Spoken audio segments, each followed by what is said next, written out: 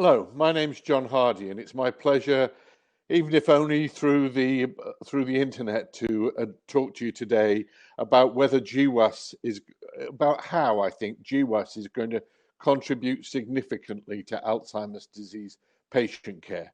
So the question I was asked to discuss was whether it is going to. Of course, I think the answer is yes, eventually. And of course, I should start by saying immediately that they have not yet influenced clinical practice. Genome-wide association studies in Alzheimer's disease and actually in other disorders generally have not yet started to influence clinical practice. But in Alzheimer's disease, they are beginning to be used to aid early diagnosis, especially in clinical trials. And I would argue they're also giving novel mechanistic information about the disease pathogenesis, and that's what I'm going to talk about. So we wanted to know when we started genome-wide association, what happened, what are the risk factors for late onset disease? Of course, we knew the genes for early onset disease, APP and presenilin, and they had pointed us in the idea of amyloid metabolism as being the central event. What happens though in late onset disease?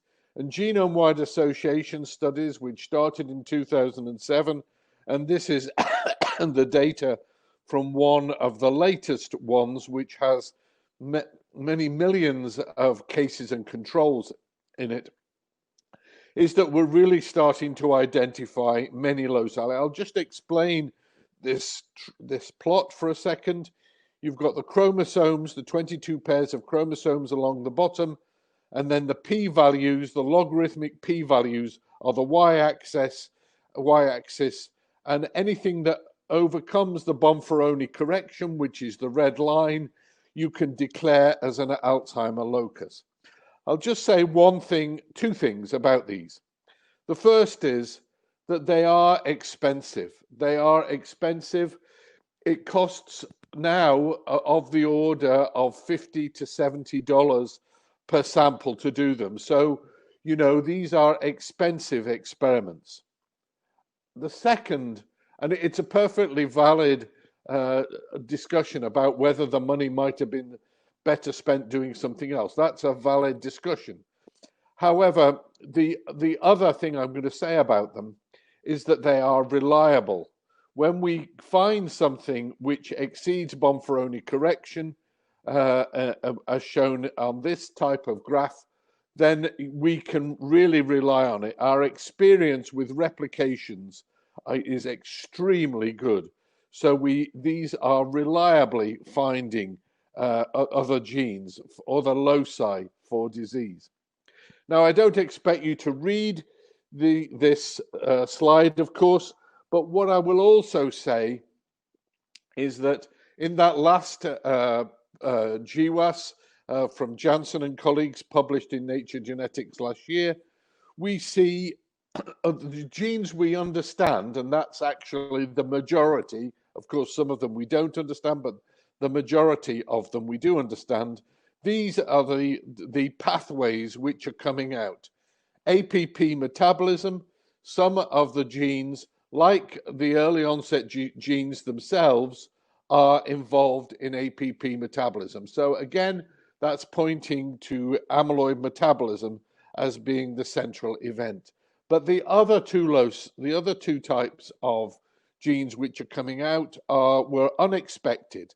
When these started to come out, they were really a surprise, I think, certainly to me and perhaps to most people in the field. What they pointed to was microglia, which have been largely ignored in APP in Alzheimer's disease, though I should say the pathologists had said that microglia clustered around plaques from the very beginning. And even more unexpected, perhaps, was lipid metabolism. Now, the first thing I think we need to do is the next thing I think we need to do to set us background is to say that the disease timescale for Alzheimer's disease is very long. And this is a famous plot by Jack showing the disease timescale. And here at the bottom is the time axis, and you can see that red arrow on the right, the most right-hand side red arrow. Let's say that's somebody coming into the clinic brought by their, let's say it's a husband brought into the clinic by their wife when they're 70 years old. What we know now, and this has been shown to be true in real data from the ABLE cohort in Australia, is that their biomarkers for disease started to move much earlier. So amyloid metabolism started on the left-hand side here, started perhaps 20 years before. And I think that is a very important point for what I'm going to say next. We believe we need to be treating the disease long before clinical symptoms, when this curve starts to go up. Can we do that? Well, this is the first point where GWAS really starts to be helpful. GWAS starts to be helpful because when we use GWAS to predict people who have got Alzheimer's disease, we get a much better area under the curve than when we just use ApoE. So we get an area under the curve of greater than 80% when we use the whole genome information. And therefore, one of the ways for which GWAS is going to be useful is aiding early diagnosis. We get we get a significantly better area under the curve when we use genomic information than when we just use ApoE alone. And this is going to be clinically useful in, well, firstly in clinical trials, but later I suspect in clinical practice. So that is the first way I think it's going to be important. The second way that I think it's going to be important, I've also alluded to already, and that is, this is the first paper which made this point, and that is because it's pointing at metabolic pathways. This paper from Leslie Jones was the first to point out that many of the genes were involved in the innate immune system, which largely means microglia in terms of the CNS, and in, well, she wrote cholesterol metabolism, I would say lipid metabolism. So this is pointing at these pathways being important in Alzheimer's disease. Now, we came into this when we started to do sequencing. We found TREM2 mutations in Alzheimer's disease increase your risk of getting disease with about threefold. But when we were doing this at exactly the same time, we were doing gene expression experiments to see which genes altered when amyloid was deposited in mice. And what we found, and this is on the left-hand side here, is that TREM2 was the gene whose expression altered the most in response to amyloid deposition. And that is shown in this diagram. What this diagram shows is a network of genes which are upregulated in response to amyloid deposition. And right in the middle here, the one that is upregulated the most is TREM2. All of these are all the other genes are correlated with TREM2 and go up at the same time as TREM2. So this is saying that the gene which we had found by mutation seeking actually is a gene which responds to amyloid deposition. And in the ovals are the other genes which have previously been reported as being Alzheimer's associated genes. And in blue are genes which we have also now declared to be Alzheimer genes. So this is a network of genes which are responding to amyloid deposition. This is these new genes. I won't go into them in detail. suffice to say that they are involved in the regulation of the immune response, cytokine regulation, and so on. And so this is clearly showing the what is important in Alzheimer's disease. It's the amyloid responsive inflammatory response. Now, that is one way in which the GWAS is giving us overall mechanistic information.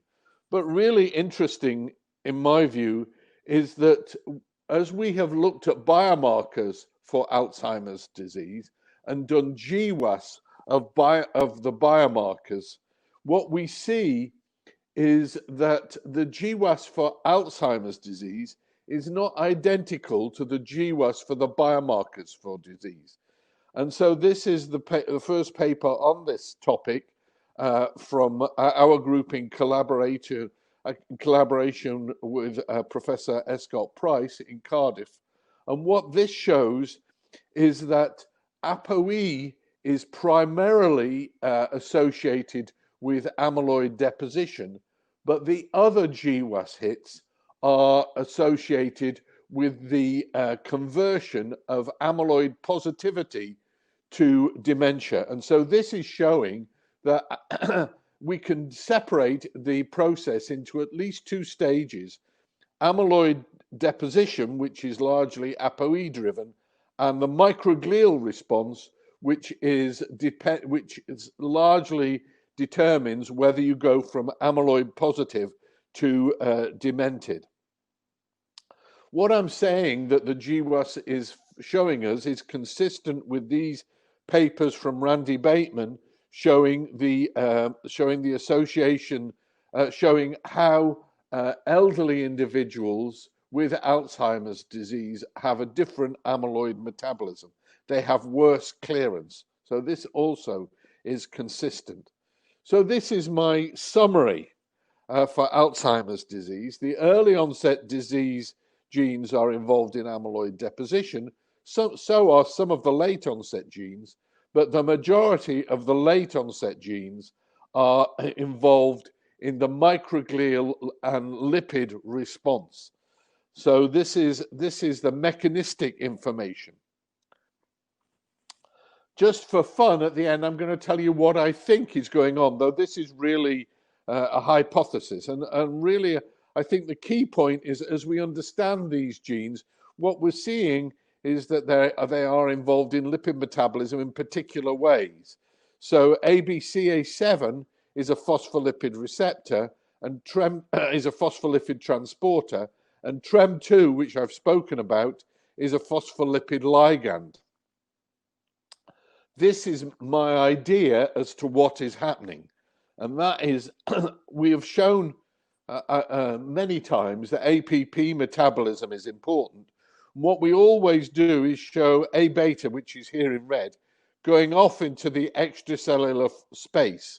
But actually, A beta is extremely lipophilic and actually extremely difficult to separate from lipids. So I would suggest that the A beta doesn't float off into extracellular space. Rather, A beta, especially A beta 42 and 43, starts to build up in the membrane and disrupt the membrane. And here is the membrane, and all of these little icons here, these are actually phospholipids. And I would argue that these phospholipid bilayer is being disrupted by amyloid, and that is what the microglia are reacting to, rather than directly to amyloid. And so what I would argue, and this is consistent with the sequence of events that I have mentioned, that the amyloid deposition is ApoE dependent, and that it's the failure to repair this membrane damage which underlies the transition to dementia. For example, TREM2 and ABCA7, which are on these activated microglia, the mutations we find are loss of function mutations. So that is what I would argue is the process which we are now trying to halt in Alzheimer's disease. So to summarize my whole talk, clearly GWAS have very limited utility at the moment from a clinical perspective. They are beginning to be used in clinical trials. They are helping in early diagnosis already in clinical trials, and I would imagine that that will increase. I should say that I don't think that the amount that there will be much further improvement in terms of genetic prediction, because monozygotic twins are not always concordant for Alzheimer's disease, but they are giving us, I argue, mechanistic insights into the disease pathogenesis. They're saying that the response to amyloid deposition is important. They're saying it's probably at least a two-stage process. Stage one is amyloid deposition, and stage two is the largely, probably not entirely, largely microglial response to that deposition and to membrane disruption. So I think we're making real progress now and going beyond the amyloid hypothesis to understanding the downstream events to amyloid deposition, that if we are to get mechanistic treatments to disease, we will need to understand. Thank you very much.